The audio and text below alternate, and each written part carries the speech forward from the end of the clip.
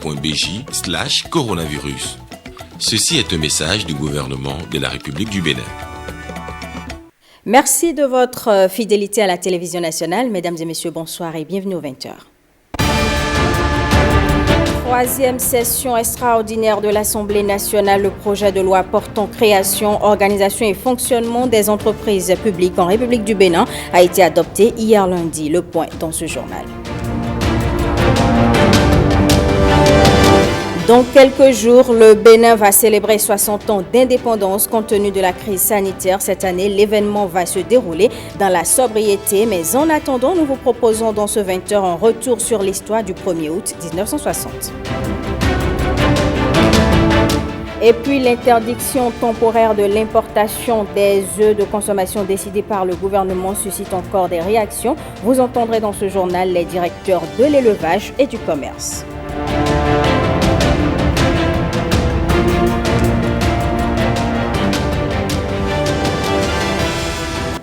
L'un des 12 points inscrits à l'ordre du jour de la troisième session extraordinaire de l'Assemblée nationale au titre de 2020 a été adopté hier au Parlement. Il s'agit du projet de loi portant création, organisation et fonctionnement des entreprises publiques en République du Bénin. Guillaume Avieno. La troisième session extraordinaire du Parlement au titre de 2020 a démarré ce lundi avec l'adoption à l'unanimité de la loi portant création, organisation et fonctionnement des entreprises publiques en République du Bénin. Il s'agit d'un projet de loi qui fusionne et corrige les insuffisances et rigidités identifiées dans 3 anciens textes jusque-là en vigueur. La loi du 26 avril 1988 relative à la création, à l'organisation et au fonctionnement des entreprises publiques et semi-publiques, de la loi du 6 août 1992 portant détermination des principes fondamentaux des dénationalisations et des transferts de propriété d'entreprises du secteur public au secteur privé, et enfin de la loi du 20 juillet portant création, organisation et fonctionnement des offices à caractère social, culturel et scientifique en République du Bénin. En 1997, la décision communautaire a suggéré qu'il y ait uniformité pour que toutes les sociétés d'État, toutes les entreprises publiques soient gérées sous le même statut, sous le même régime que les entreprises privées. C'est la volonté du gouvernement à faire transposer certaines dispositions communautaires dans notre loi nationale qui l'a amené à soumettre ce projet de loi.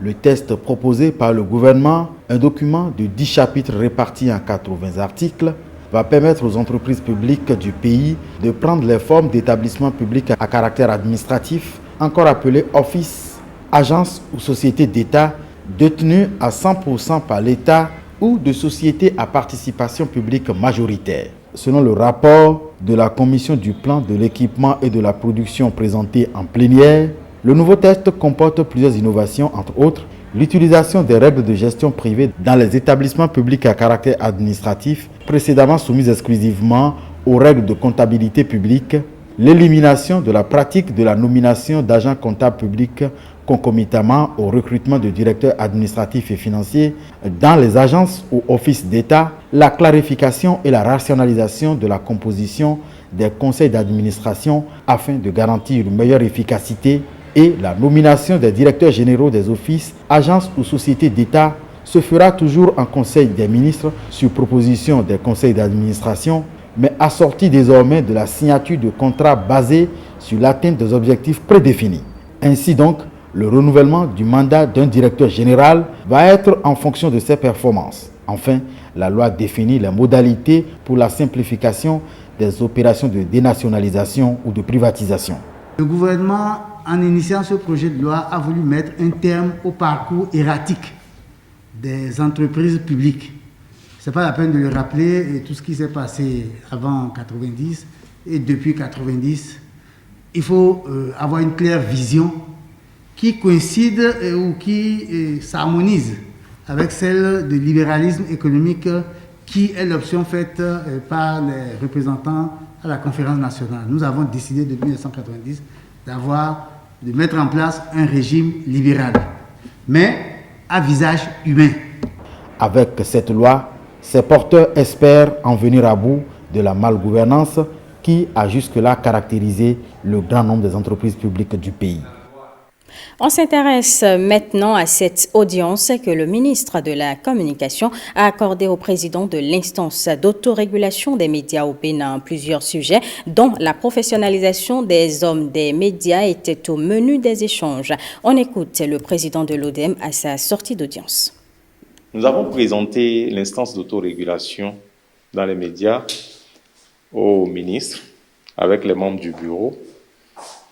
Nous lui avons présenté nos projets phares, notamment le projet dénommé l'ODEM pour l'utilisation responsable des médias sociaux pour la préservation de la paix au Bénin et qui est sur un financement alternatif.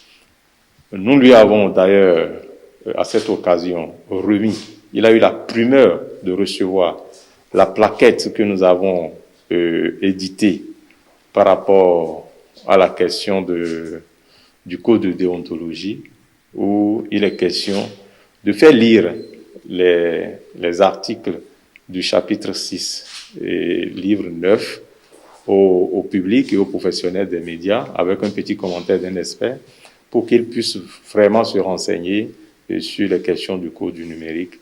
Mais il faut dire qu'à la prise de parole, Monsieur le ministre nous a dit clairement, à cœur ouvert, que la gouvernance politique n'a aucun intérêt à vouloir bâillonner les médias du Bénin.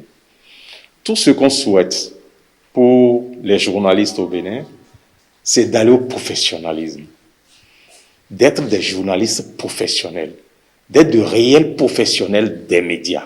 Ça ne veut pas dire qu'il ne faut pas faire des productions pour critiquer, dénoncer, mais en dénonçant, qu'on ait les preuves de ce que l'on dénonce.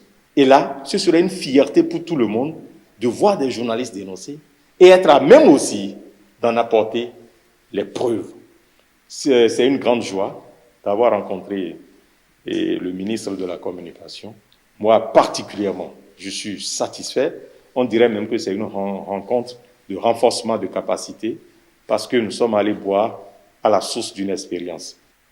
On reste dans le domaine des médias. Le Fonds d'appui au développement des médias FADEM, institué depuis plusieurs années, n'est jamais entré dans sa phase active. Mais bientôt, ce fonds pourrait être opérationnel. C'est du moins ce qu'on retient de l'interview accordée par le président du FADEM à l'issue de son audience avec le ministre de la Communication. L'écoute au micro de Marcela Rossi. Cette loi, depuis 2015 qu'elle est votée, elle n'a pas évolué, aucune structure n'a été mise en place. Ça fait que la presse, elle manque beaucoup de moyens pour son développement. Nous avons jugé mieux aller voir le ministre de la Communication en tant que représentant du gouvernement, discuter avec lui, analyser les contours de cette loi et voir les voies et moyens pour que désormais et enfin les moyens puissent être mis à la disposition du FADEM. Mais il faut maîtriser le contour de ces tests, savoir les différents tests d'accompagnement qu'il faut prendre. Et c'est dans ce sens-là que nous sommes rendus auprès du ministre. Nous avons la chance qu'il soit juriste et un praticien de droit. Donc, face à une telle personne, vous êtes d'accord que la discussion doit être totalement à l'aise et facile. On a été rassurés parce qu'il connaît bien la chose. Il sait très bien de quoi il s'agit. Donc, la discussion a été franche et directe. Et nous espérons que dans les tout prochains jours et semaines, une solution idoine sera trouvée.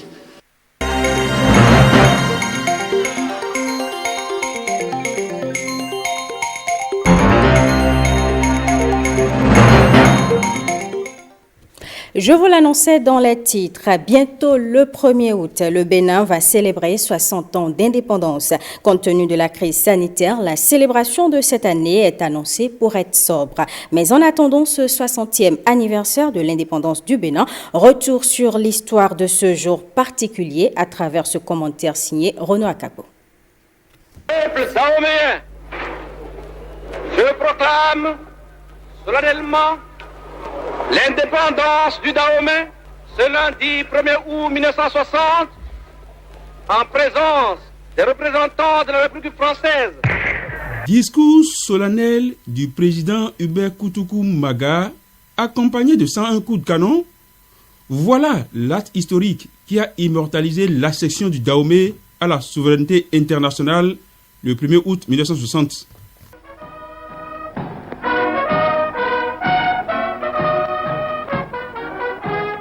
Ambiance de liesse populaire pour célébrer la naissance de la jeune république.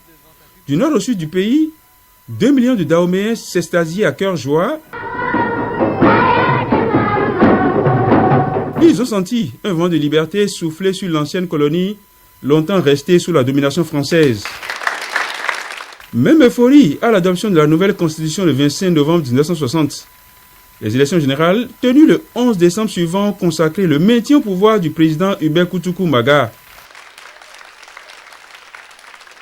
Cette période de stabilité politique a été de courte durée. En effet, profitant des troubles sociaux dans le pays, l'armée a renversé le 28 octobre 1963 Hubert Maga, le père de l'indépendance, démocratiquement élu à la tête du jeune État. Les militaires ne font pas de politique.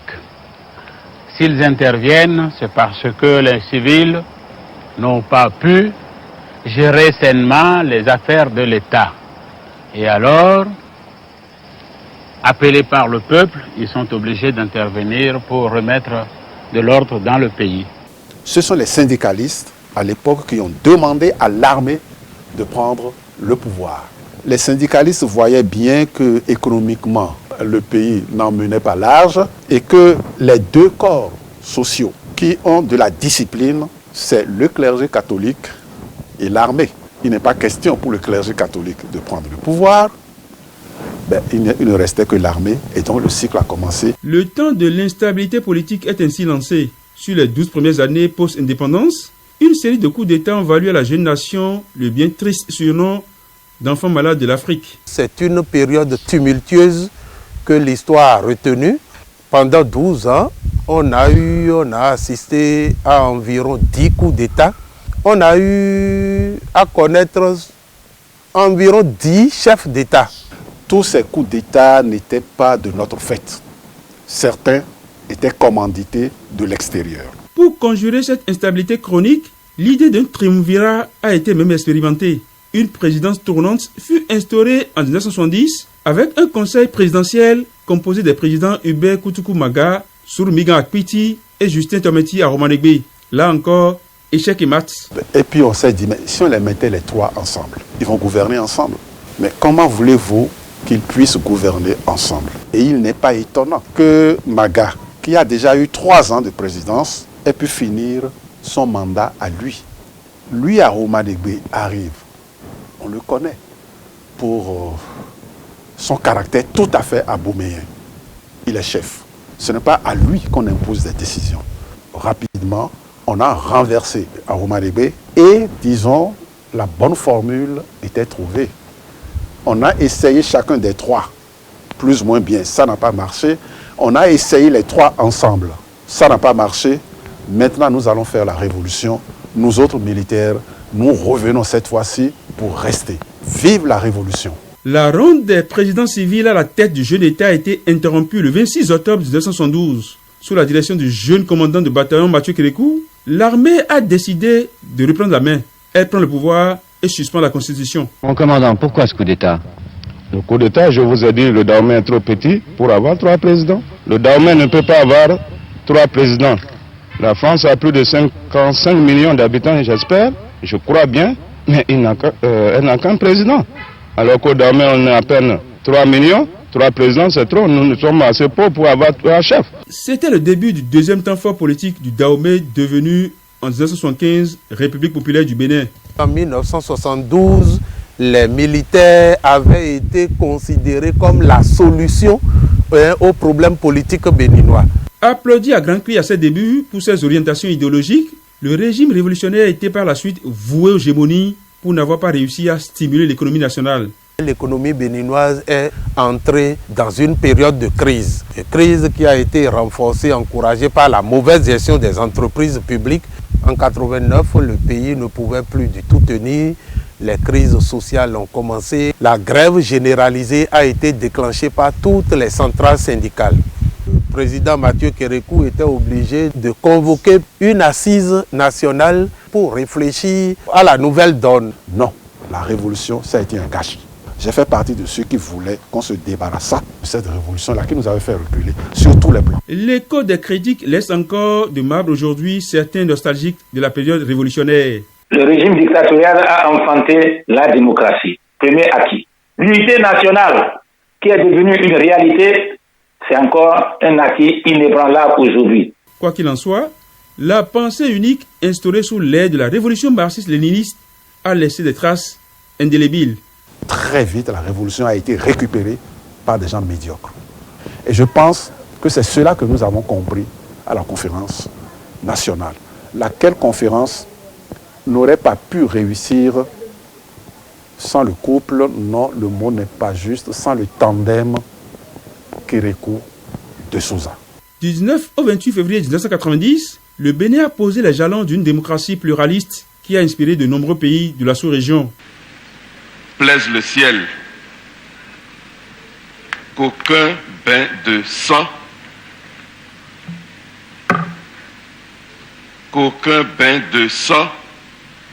ne nous éclabousse et ne nous emporte dans ses flots.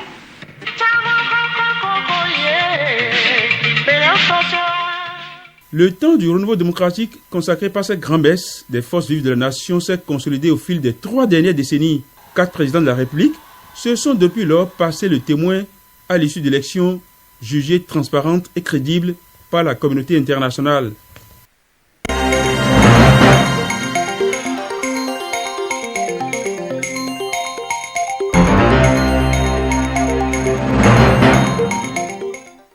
Vous le savez, mesdames et messieurs, le gouvernement a interdit temporairement l'importation des œufs de consommation, une décision qui intervient dans le cadre de la prévention de la grippe aviaire qui sévit dans certains pays de la sous-région. Les directeurs de l'élevage et du commerce reviennent ici sur les tenants et aboutissants de cette mesure. On les écoute au micro de Jean-Claude James.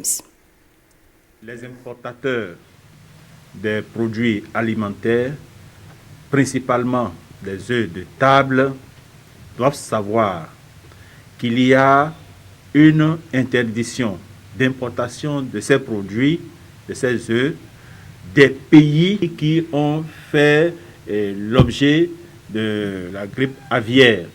Et à partir de ce moment, nous voulons demander à tous les importateurs de bien vouloir se rapprocher du ministère de l'Agriculture, de l'Élevage et de la Pêche pour avoir des informations claires sur cette activité avant de pouvoir la mener, afin de ne pas mettre en danger la santé de la population.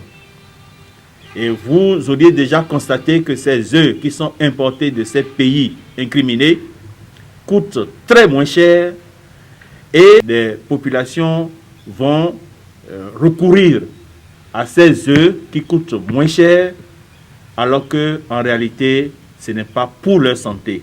Ce faisant, les auteurs de ces importations font courir à notre pays des risques sanitaires, hygiéniques et de pertes économiques. Chez l'homme, les œufs incriminés n'étant pas soumis à une inspection de salubrité constituent des vecteurs de maladies et peuvent être à l'origine de divers troubles chez le consommateur avec des conséquences sur la santé publique. Chez les animaux, surtout chez les volailles, celles industrielles, c'est-à-dire la poule pondeuse, le poulet de chair, mais également les volailles traditionnelles, ces volailles sont menacées de grippe aviaire.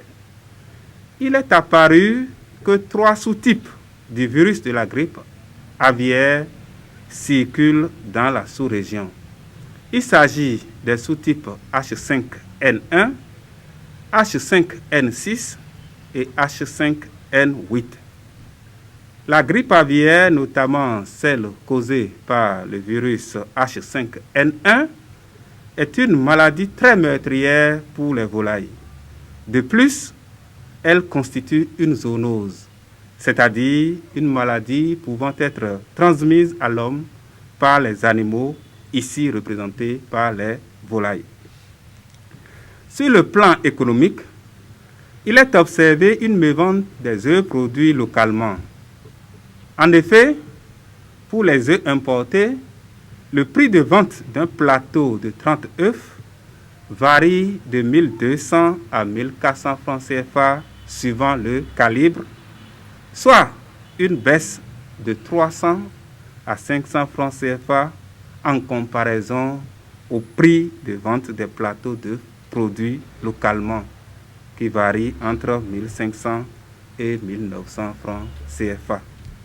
Ce phénomène pourrait à terme annihiler les efforts consentis par le gouvernement en matière de promotion de la filière des œufs de consommation à travers notamment le programme national de développement de la filière œufs de table. Toute infraction ou tentative d'infraction aux dispositions de cet arrêté est punie des peines prévues à l'article 37. Découvrons à présent la cité Campus Semé City qui ambitionne de résoudre des problèmes africains avec de nouvelles méthodes. Elle accompagne les jeunes entrepreneurs et porteurs de projets à développer des startups au sein des incubateurs. Jérôme Hongbo. Façade carmin au vent violet, jaune et rouge. Ici, c'est l'immeuble de Semewan, incubateur des startups béninoises. Le choix du design n'est pas fait au hasard. Le bâtiment a été construit pour avoir en un seul lieu des chercheurs, des étudiants et des entrepreneurs. On sait que toutes les grandes innovations sont arrivées par l'une des l'autre de ces branches. Donc avoir dans un seul lieu, au deuxième étage, des chercheurs qui se posent des questions sur lesquelles ils sont confrontés et qui vont au premier étage voir des étudiants, et pareil pour des entrepreneurs qui sont confrontés à une problématique, qui vont voir des chercheurs, on se retrouve donc dans un tel lieu. Et construire un bâtiment aussi coloré pour permettre à l'émulsion de tous ces cerveaux ensemble, c'est sûr que c'est gage de beaucoup d'innovation. Abdul Khalim Assouma a voulu faire de ces 4250 mètres carrés entièrement dédiés à la recherche et aux nouvelles technologies un bâtiment innovant et intelligent, peu gourmand en énergie et à la pointe des plus grands centres africains de ce type. Les maçons et les peintres font les dernières retouches et dans quelques jours, Semewan accueillera entrepreneurs, incubés et étudiants spécialisés dans les nouvelles technologies. Un choix multiple qui trouve tout son sens en ces temps de pandémie mondiale et de course aux innovations. À 29 ans, Donald Chaou et 5 de ses amis ont mis au point Inksover, une application mobile pour mieux respecter la distanciation sociale et permettre aussi de retracer la chaîne de contact d'une personne infectée. Elle permet en fait de détecter les différentes personnes qui ont été en contact avec une personne infectée du Covid. Donc non seulement elle permet de tracer ces différents cas contacts, elle permet aussi aux utilisateurs d'avoir des informations fiables sur le Covid. Avant de venir à Semé City, c'est vrai, on faisait la transformation, mais on n'avait pas en fait les données scientifiques pour la formulation, par exemple, des thés. Donc, grâce à Semé City, on a eu une phytothérapeute qui nous aide dans la formulation de ces produits. Ce nouveau bâtiment fait partie de Semé City, un programme de développement économique voulu par le chef de l'État, Patrice Talon, visant à faire du Bénin un hub technologique pour l'Afrique de l'Ouest sur le modèle du Kenya en Afrique de l'Est ou du Rwanda pour l'Afrique des Grands Lacs. On vient chercher des collaborations, on vient chercher des formations, on vient chercher de l'accompagnement justement pour monter un projet, pour se former, pour avoir un diplôme. Mais surtout, il y a une finalité qui est de résoudre des problèmes africains avec des nouvelles méthodes en se disant peut-être que ce qu'on a fait jusqu'à présent, on peut améliorer et on veut le faire ensemble. Beaucoup d'autres innovations sont attendues dans ce lieu typique de création.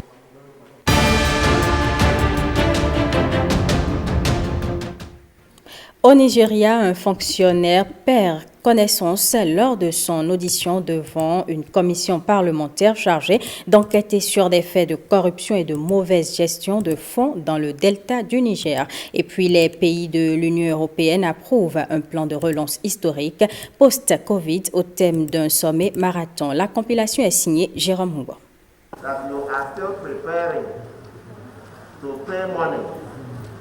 Le directeur général de la Commission de développement du Delta du Niger, NDDC, Daniel Pondey, était entendu par cette commission de la Chambre des représentants dans le cadre d'une large enquête ordonnée par le président Muhammadu Buhari. Sur les images diffusées par les chaînes de télévision nationales, on le voit s'effondrer sur son siège puis perdre connaissance avant que les députés présents dans la salle ne se précipitent pour lui venir en aide. Il a été dans un second temps transféré à l'hôpital pour y subir des examens.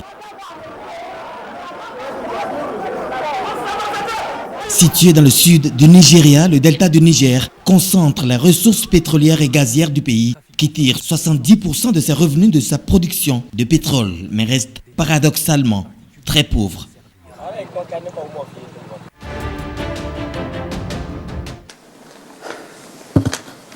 Okay. Yes.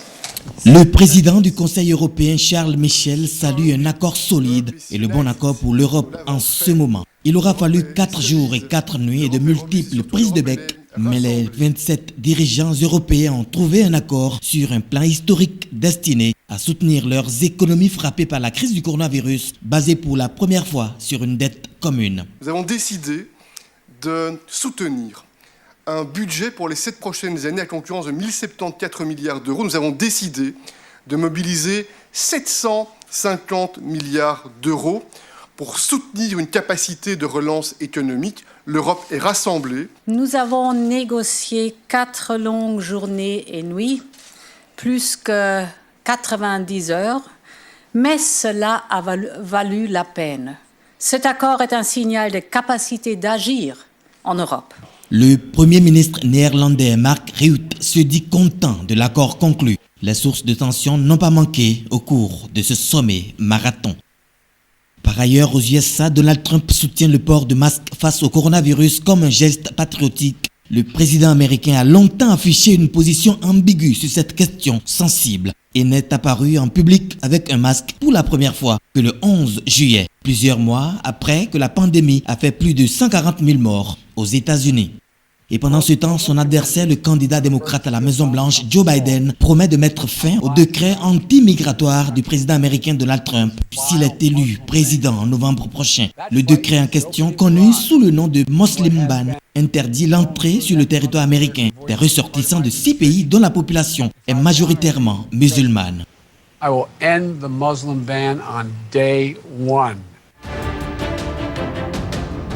Pékin va donner une réponse forte après que le Royaume-Uni a suspendu son traité d'extradition avec Hong Kong. Message du porte-parole du ministère chinois des Affaires étrangères, Wang Wenbin. La Chine a menacé le Royaume-Uni de conséquences si Londres impose des sanctions à Pékin du fait de la reprise en main engagée à Hong Kong, ancienne colonie de la couronne. Les deux pays sont déjà à couteau tiré depuis la décision du gouvernement de Boris Johnson de mettre à l'index le géant chinois des télécoms, Huawei. Et comme il le fait avec d'autres pays, le régime chinois n'hésite pas à brandir l'arme des sanctions économiques pour régler un différend diplomatique. Alerte coronavirus. Attention, attention, le coronavirus se transmet très facilement et fait des ravages. Pour l'éviter, le port du masque de protection est obligatoire en tout lieu. Dans l'administration publique ou privée, dans les réunions, les rencontres, dans les marchés, les magasins, les boutiques et lors des déplacements, le port du masque est obligatoire. Même dans les lieux privés, dès lors que l'on n'est pas seul, le masque doit être le fidèle compagnon. Mais attention, le port de masque de protection ne dispense nullement d'appliquer les autres mesures de prévention, notamment le lavage des mains à l'eau et au savon et l'observance de la distance de sécurité sanitaire d'au moins 1 mètre entre personnes. Enfin, s'abstenir de porter des gants en vue du lavage régulier des mains à l'eau et au savon ou de l'application de gel hydroalcoolique. Pour tout savoir sur l'épidémie du coronavirus au Bénin, rendez-vous sur le site web www.gouv.bj/coronavirus. Ceci est un message du gouvernement de la République du Bénin. Ce sera tout, mesdames et messieurs, pour ce journal. Merci pour votre attention. Vous pouvez revoir ce JT sur le www.oatb.bj. Puis à 23h30, Estelle Pazou sera dans ce studio pour le JT Soir.